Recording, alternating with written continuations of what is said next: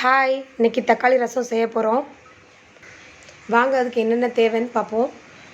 ஒரு 6 தக்காளி, ஒரு பாதி வெங்காயம், கொஞ்சம் கொத்தமல்லியில் கருவேப்பிலை, அப்புறம் ஒரு மிக்சர் ஜாரில் 2 ஸ்பூன் மிளகு, இந்த ஸ்பூனுக்கு 2 ஸ்பூன் மிளகு, 1 ஸ்பூன் சீரகம், அப்புறம் 5 பல் பூண்டு. பூண்டு உரிக்க வேண்டாம், தோல் உரிக்க வேண்டாம், அப்படியே ஆட் பண்ணிக்கலாம். அப்புறம் கொஞ்சம் மஞ்சள், உப்பு இதெல்லாம் ரெடியாக வச்சுக்கலாம்.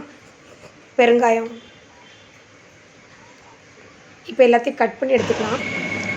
எல்லாத்தையும் கட் பண்ணியாச்சு. நெக்ஸ்ட் இந்த மிக்சர் ஜாரில் இருக்கிறத நம்ம அரைச்சிக்கலாம். அரைச்சாச்சு. ரொம்ப ஃபைன் பேஸ்ட் அரைக்க வேண்டாம், கொஞ்சம் மீடியமாக அரைச்சா போதும். பாருங்கள் இப்படி. வாங்க இப்போ செய்யலாம்.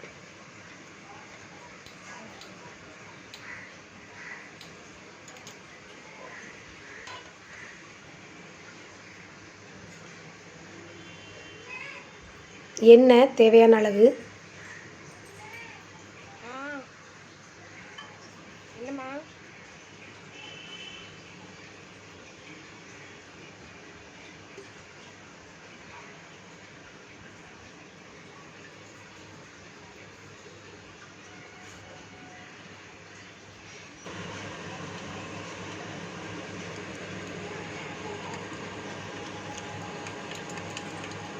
அதுக்கப்புறம் வெங்காயம் ஆட் பண்ணிக்கலாம்.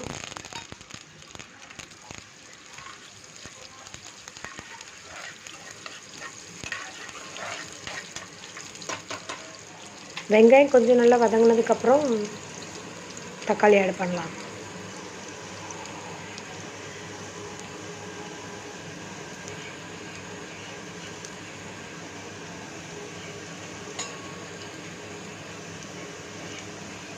வெங்காயம் இப்போ கொஞ்சம் வதங்கிடுச்சு, தக்காளி ஆட் பண்ணிடலாம்.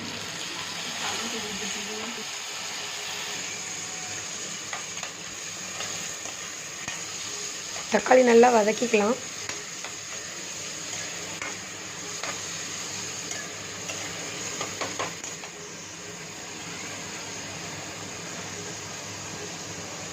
கொஞ்சம் உப்பு போட்டால் கொஞ்சம் சீக்கிரமாக வதங்கிடும். ஸோ கொஞ்சம் உப்பு ஆட் பண்ணிக்கலாம்.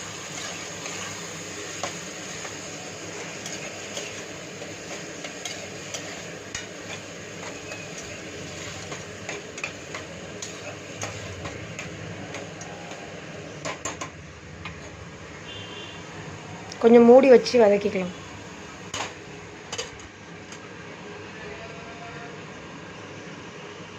ஒரு 5 மினிட்ஸ் ஆகும்.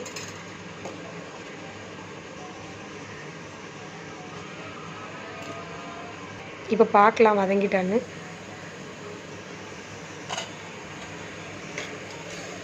இல்லை, இன்னும் கொஞ்சம் வதங்கணும்.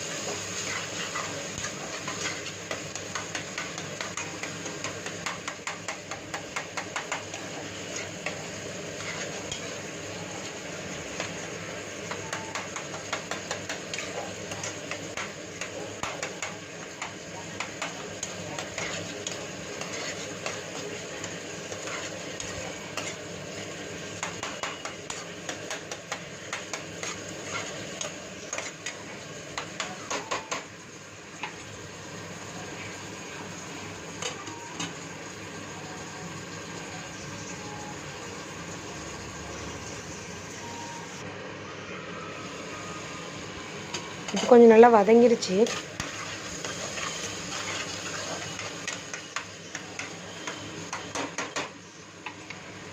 இப்போ இதில் கொஞ்சம் மஞ்சள் ஆட் பண்ணிக்கலாம்.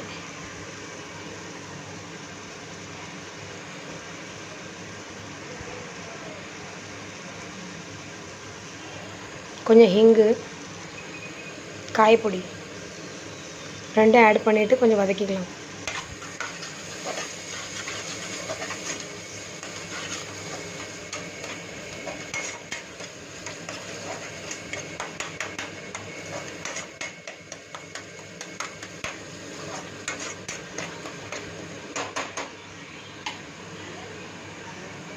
இப்போ கொஞ்சம் ஸ்டவ்வை ஸ்லோ பண்ணிவிட்டு நம்ம அரைச்சி வச்சுருக்க அந்த அதை கொஞ்சம் ஆட் பண்ணிக்கலாம்.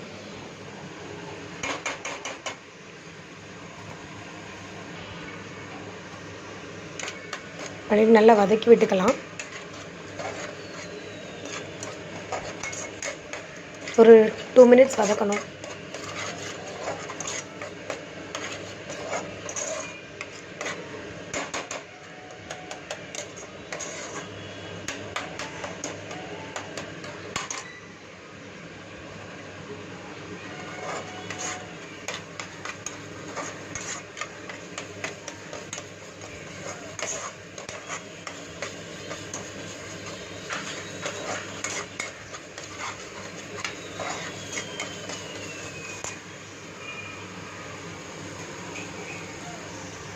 பார்க்குறீங்களா? இப்போ நல்லா எண்ணெய் விட்டுருச்சு.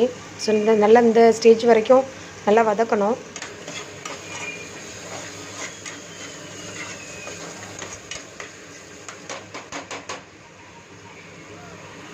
அதுக்கப்புறமா நம்மளுக்கு தேவையான அளவு தண்ணி ஊற்றிக்கலாம். எவ்வளோ வேணுமோ அவ்வளோ தண்ணி ஆட் பண்ணிக்கலாம். தண்ணி ஆட் பண்ணிவிட்டு நல்லா கலந்துக்கலாம்.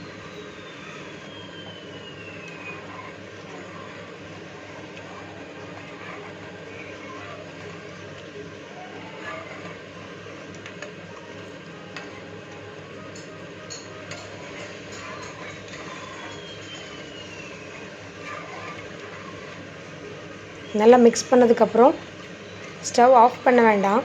நல்லா கொதிக்க விடணும். ஏன்னா எல்லாருமே ரசத்தை கொதிக்க விட மாட்டாங்க. பட் தக்காளி ரசத்துக்கு கொதிக்க வச்சா தான் நல்லாயிருக்கும்.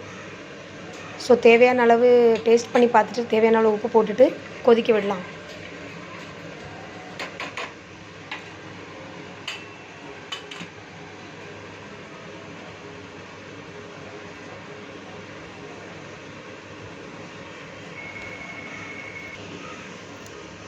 பாருங்கள் நல்லா கொதிச்சிருச்சு.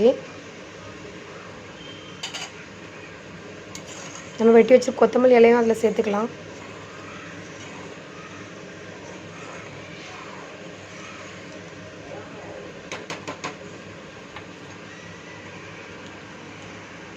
சேர்த்துட்டு இன்னொரு 2 மினிட்ஸ் கொதிக்க விடலாம்.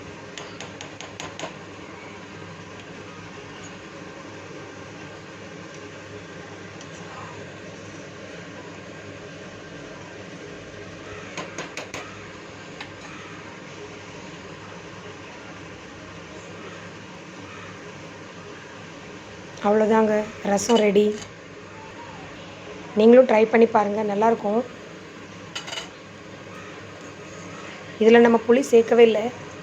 இதில் சேர்க்க வேண்டிய அவசியமே இருக்காது. ஸோ நீங்கள் இது கண்டிப்பாக ட்ரை பண்ணி பாருங்கள். ட்ரை பண்ணி பார்த்துட்டு சொல்லுங்கள். தேங்க்யூ.